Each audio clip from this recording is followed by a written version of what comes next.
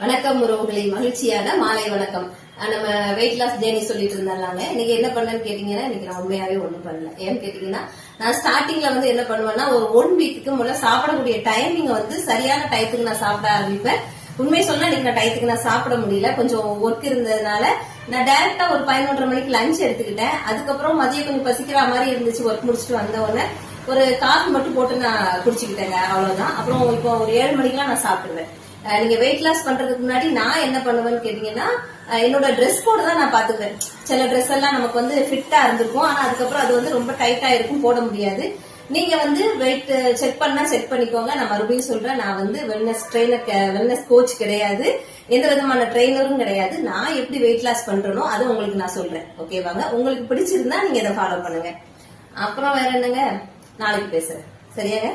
வாழ்க வளமுடன்.